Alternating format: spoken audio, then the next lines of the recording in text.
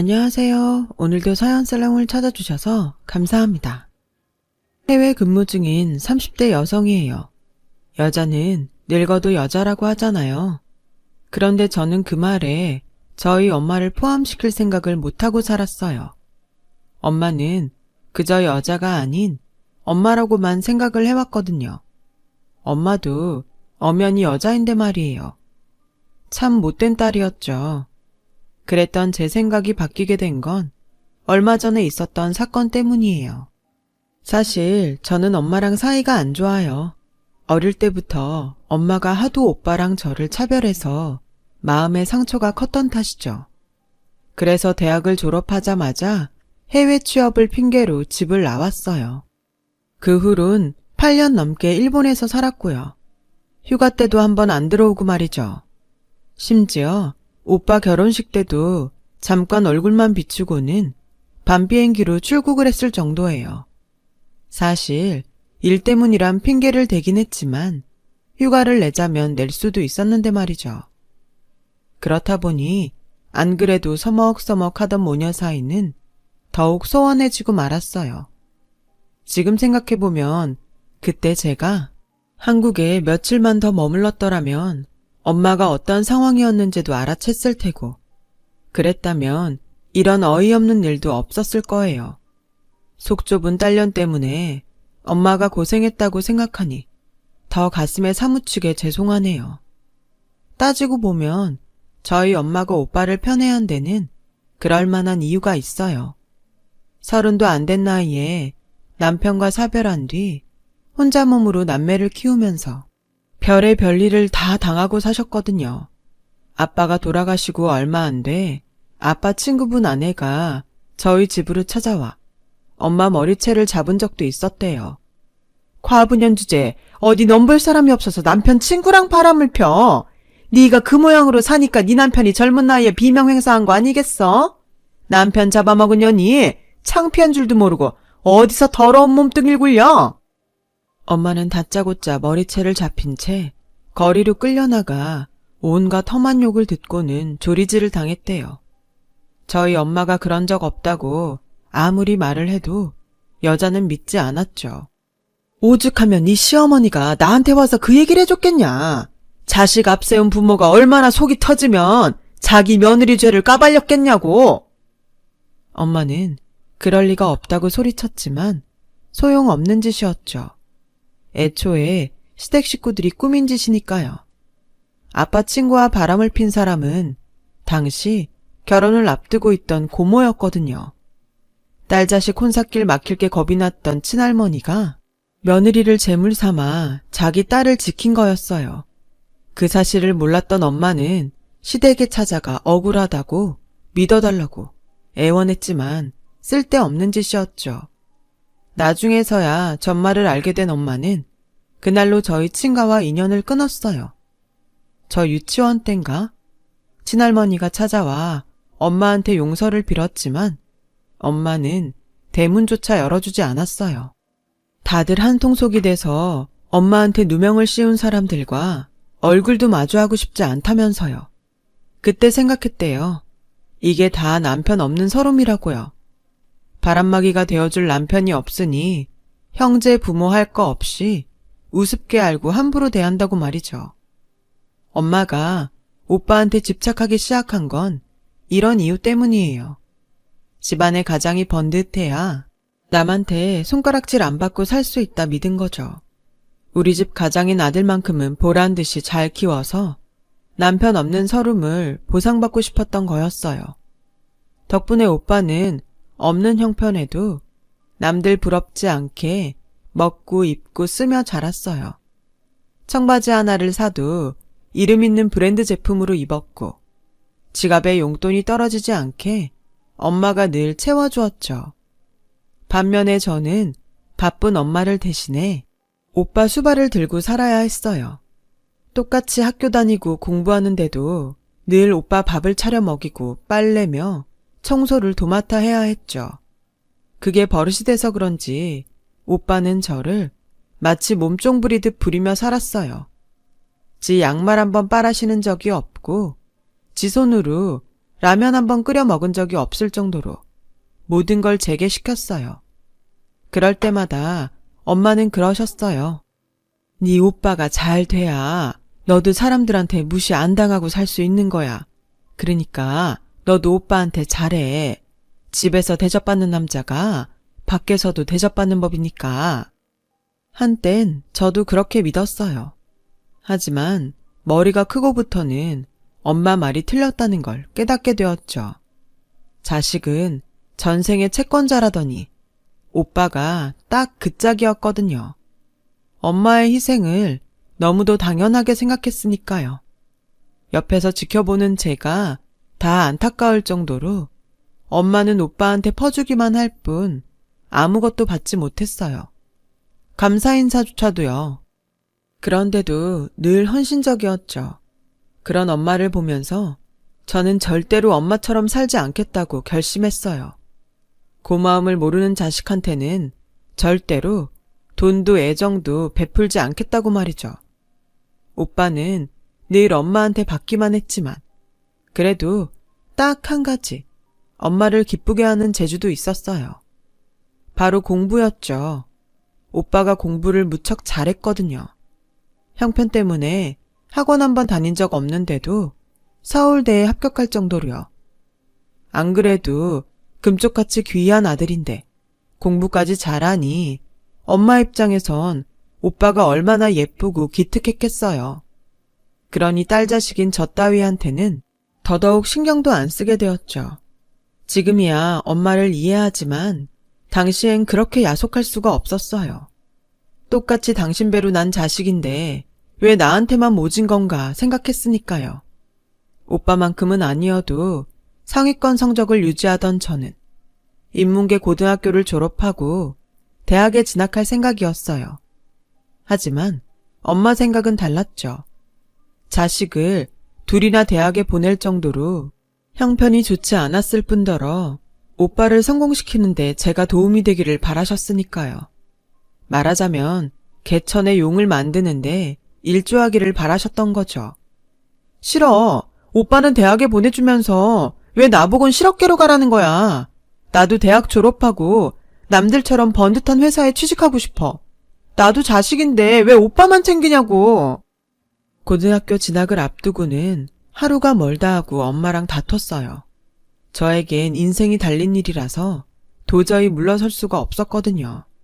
하지만 엄마는 그런 제 마음을 철저히 외면했어요. 실업계 간다고 취직 못한다니? 오히려 요즘엔 대학 나온 애들보다 취직도 훨씬 잘 된다더라. 하루빨리 취업해서 돈 버는 게 낫지. 굳이 대학까지 들어가야겠어. 막말로 돈이 있으면 엄마라고 널 대학에 안 보내고 싶겠니? 형편이 이런 걸 어떻게 해. 그러니 잔말 말고 엄마 말 들어. 취직이요? 물론 고졸도 취직은 되죠. 하지만 기본급부터가 다르고 승진에도 차별이 있는데 그건 왜 모르는 건지. 돈 때문에 그런 거라면 내 학비는 내가 벌어서 다닐게. 그럼 되지? 인문계 진학을 만류하는 엄마가 못내 서운했던 저는 제 손으로 등록금을 버는 조건으로 인문계에 진학했어요. 그리곤 고등학생 때부터 아르바이트를 하며 돈을 모으기 시작했죠. 몇 년 뒤 저는 대학에 합격했고 꿈에 그리던 대학생이 될 날을 손꼽아 기다리고 있었어요. 그런데 뭐? 내가 모아놓은 돈을 오빠 생활비로 보냈다고? 그럼 나 대학은 당장 내일이 등록 마감인데 어떡해? 그럼 어째? 당장 차비도 없다는데 네 등록금은 마련해 봐야지. 여기저기 부탁해놨으니까 기다려봐. 정 안 되면 할 수 없는 거고. 그러게 우리 형편에 둘이나 대학에 가는 게 말이 되니? 엄마가 아주 등골이 휜다 휘어. 엄마는 제가 모은 돈을 허락도 없이 오빠 생활비로 보내놓고도 오히려 저를 탓하셨어요. 그게 누구 돈인데. 어떻게든 돈을 마련해보겠다던 엄마는 결국 돈을 구하지 못했어요. 그렇게 쉽게 구할 수 있는 돈이라면 제 등록금 낼 돈까지 썼겠어요? 그렇게 등록 마감 시간이 다 되어가던 그때 엄마가 초췌한 모습으로 집으로 돌아왔더라고요. 전 엄마랑 눈도 안 마주치고 방으로 들어가려는데 엄마가 그러더군요.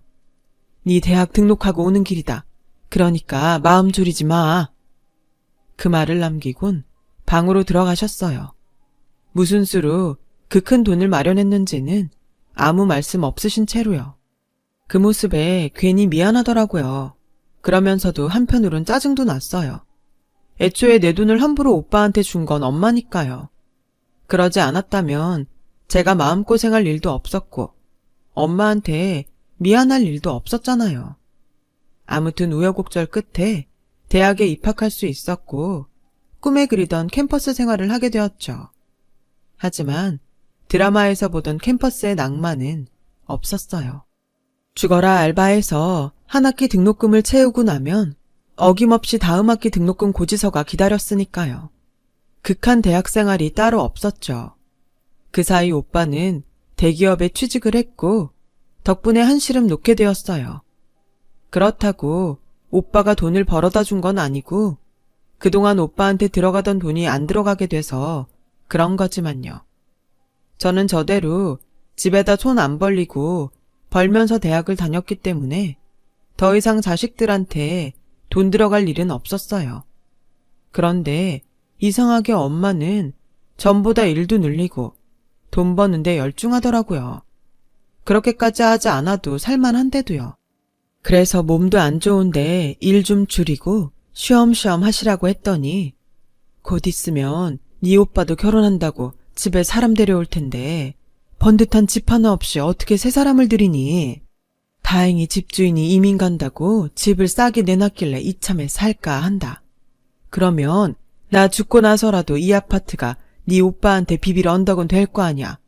그러니 너도 얼른 취직해서 은행 대출금 갚는 것 좀 도와라.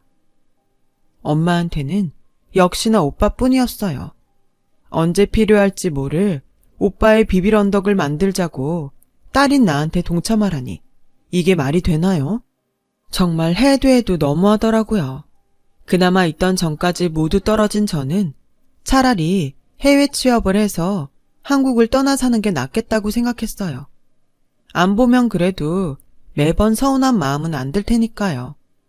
그래서 일찍부터 일본어 공부를 하며 일본 취업을 노렸고 졸업과 동시에 지금 다니는 회사에 취직해 일본에서 살게 됐어요.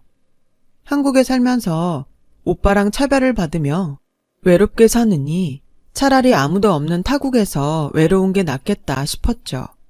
그렇게 8년을 일본에서 살던 저는 제게 가족이 있다는 것도 잊을 정도로 혼자 사는 게 익숙해져 갔어요. 하지만 늦은 밤 한국에서 걸려온 중년 남자의 전화 한 통에 모든 걸 팽개치고 부랴부랴 한국으로 돌아오게 되고 말았죠. 오정희 씨 따님인가요? 어머님 수첩에 적힌 번호를 보고 전화드렸습니다. 중후한 목소리의 남자분은 자신이 저희 엄마를 데리고 있다고 하더군요. 처음엔 엄마가 남자랑 살림을 차렸나 생각했는데 그게 아니었어요. 어머님과 저는 그런 사이가 아닙니다. 전에 어머님이 제가 사는 아파트에서 청소일을 하셔서 알고 지낸 정도입니다. 며칠 전 한파주의보가 내린 날이었는데 어머님이 아파트 비상계단에서 떨고 계시더라고요. 그래서 몸이라도 녹이시라고 드렸는데 갈 곳이 없다고 하셔서 날도 추운데 가시라고 할 수 없어서 저희 집에 모시게 됐습니다.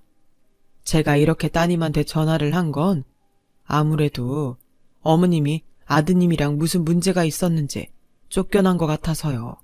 혹시 따님은 알고 있었습니까? 금시초문이었어요. 그도 그럴 것이 지난 8년 동안 서로 안부를 주고받은 적도 없고 전화통화라고 해봐야 엄마가 일방적으로 걸어선 밥은 잘 먹고 사냐고 묻는 정도였기 때문에 엄마 근황은 알지 못했거든요. 엄마가 집에서 쫓겨나요? 아니, 누구한테요? 네? 오빠요?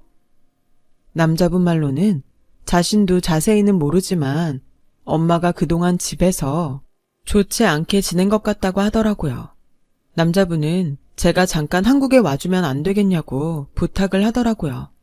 엄마 사정이 딱해서 도와주고 싶어도 자식 일이라 그런지 말을 안 한다고요. 저는 일단 알겠다고 했어요. 엄마가 그렇게 되었다는 소리를 듣고도 가만히 있을 수는 없었으니까요. 그래서 회사에 휴가를 내고 부랴부랴 한국으로 들어왔어요. 엄마는 저를 보자 눈물을 글썽이며 제 이름을 불렀어요. 경은아. 그 사이 많이 늙고 초췌해진 모습에 저도 그만 눈물이 터져 나왔어요. 엄마, 도대체 이게 무슨 꼴이야? 왜 엄마 집 놔두고 남의 집에 와서 이러고 있어? 오빠한테 쫓겨났다는 건 또 무슨 소리고? 엄마는 가슴에 맺힌 게 많은지 한참을 울었어요. 그리고는 그동안 있었던 일들을 제게 들려주셨죠. 엄마 말로는 오빠 내외가 처음부터 엄마한테 함부로 했던 건 아니었대요. 오히려 그 반대였죠. 처음엔 내외가 엄마한테 살갑게 잘했다더군요. 그런데 얼마 뒤부터 아파트 명의를 자기 이름으로 해달라고 졸랐대요. 어차피 나중에 자신한테 물려줄 거 굳이 비싼 상속세 낼 거 있냐면서요. 엄마가 이 집은 오빠랑 저한테 반씩 나눠줄 집이라서 안 된다고 했더니 그때부터 표정이 달라지더래요. 자신을 대하는 표정도 냉랭하고 불러도 대꾸도 않고요. 마치 투명인간 취급하듯 말이죠. 외식도 자기네 부부만 나가서 하고 여행도 엄마한테 말도 없이 둘만 다녀오곤 했다더군요. 신혼이니 거기까지는 봐준다 쳐요. 그런데 하다 먹는 것 가지고 사람을 마음 상하게 했지 뭐예요. 밥도 비위 상한다고 엄마랑 같이 안 먹고 지들 입에 들어갈 건 고급 수입품으로 따로 구매해서는 엄마는 손도 못 대게 하고 먹었다더라고요. 언젠가 엄마가 올케가 사다 놓은 치즈를 조금 뜯어 먹었더니 노인네가 식탐까지 많아져 자식들 먹을 것까지 탐낸다고 대놓고 욕을 했다나요? 그 말에 놀라서 시어머니한테 무슨 말을 그렇게 하냐고 따졌더니 대뜸 제가 뭐 틀린 말 했나요? 어머님 욕심 많은 거 사실이잖아요. 아들 자식 끼고 살고 싶은 마음은 있으면서 아들한테 아파트 주기는 싫고 그게 욕심이 아니면 뭐예요? 말로는 나 죽으면 니들한테 줄 거다 그러시지만 그거야 그때 가봐야 하는 거 아닌가요? 혹시 중간에 수틀리면 없던 일 하자 할지 누가 알아요? 며느리의 당돌한 그 말에 엄마는 아무 말도 할 수 없었대요. 당신 아들도 자신을 그렇게 대하는데 남의 집 자식한테만 뭐라 한들 뭐가 달라지나 했으니까요. 그 후로도 올케는 사사건건 엄마를 자극하기 시작했대요.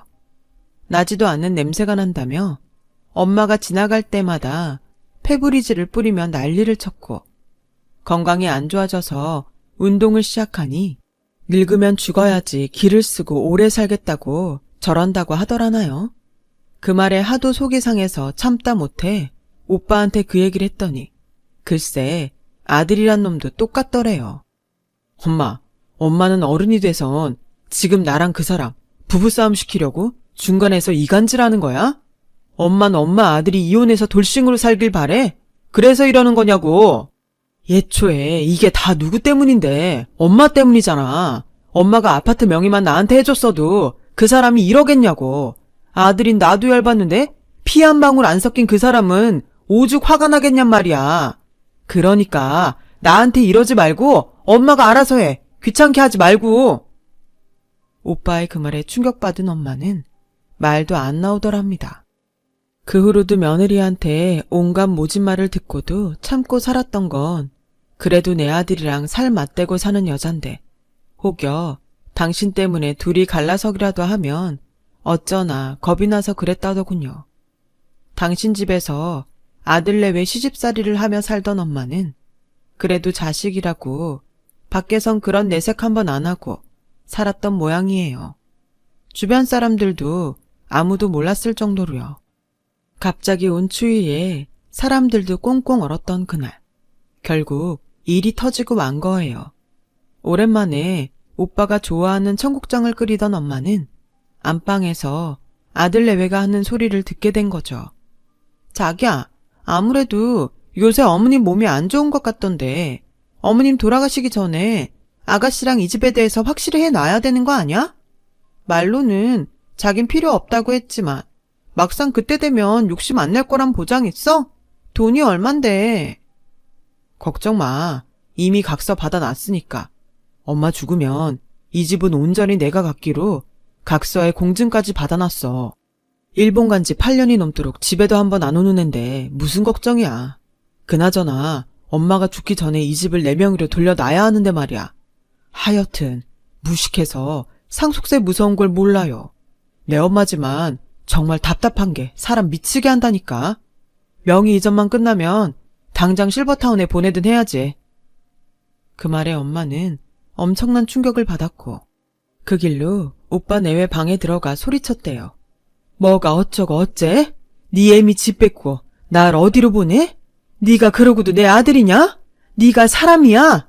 그동안 나 때문에 니들 갈라설까봐 말도 못하고 참아줬더니 니들이 나를 병신으로 하는구나.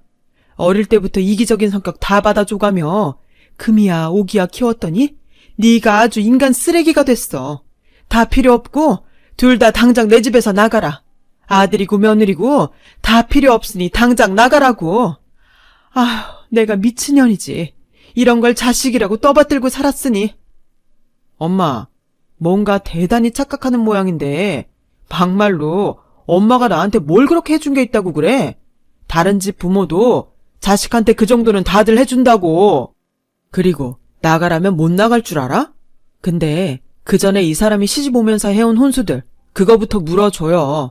그동안 엄마가 앉았던 소파며 식탁, 하루 종일 틀고 봤던 TV까지 다 이 사람이 해온 거니까. 그거 물어주기 전엔 이 집에서 한 발짝도 못 나가니까 그렇게 알라고요. 얼굴에 철판을 깐 것처럼 뻔뻔한 아들의 말에 엄마는 싸울 전의도 상실한 채 가방을 싸들고 집을 나오셨던 거예요. 그런데 막상 집을 나와보니 갈 곳이 없었던 거죠. 그래서 김 선생님 댁에 찾아왔는데 막상 배를 누르려니 용기가 안 나서 비상계단에 쭈그려 앉아 있었던 거죠. 엄마와 김 선생님은 서로에 대해 좋은 감정을 가지고 계셨지만 저희 엄마가 자식들 혼사 치를 때까지는 재혼을 할 생각이 없다고 하셔서 그동안 거리를 두고 지내셨던 모양이었어요. 부모가 돼선 자식들 나쁘끄러운 일은 하면 안 된다고요. 그게 무슨 소리야, 엄마. 엄마도 엄마 인생 살아야지. 언제까지 자식들 눈치 보고 살 거냐고. 난 상관없으니까 지금이라도 엄마가 원하면 재혼도 하고 싶은 거 다 하고 살아. 근데 그 전에 먼저 엄마 집부터 찾자. 저는 엄마 손을 잡고 엄마가 살던 아파트로 향했어요. 배를 눌러도 문을 안 열어주길래 번호키를 누르고 집을 들어갔죠. 그랬더니 오빠 내외가 소파에 앉아 빤히 쳐다보기만 하더라고요. 엄마가 집을 나왔는데도 찾을 생각은커녕 걱정도 안 하고 있었던 거죠. 아주 내외가 소파에 앉아서 팝콘까지 먹으며 영화를 보고 있더라니까요. 그 광경에 눈이 뒤집힌 저는 팝콘을 뺏어 들고는 두 인간 얼굴에 퍼부었어요. 야, 이 배은망덕한 놈들아. 엄동설안에 네 엄마는 내쫓고 니들 목구멍에 팝콘이 들어가냐? 그러자 올케가 난리 법석을 떨며 소리치더라고요.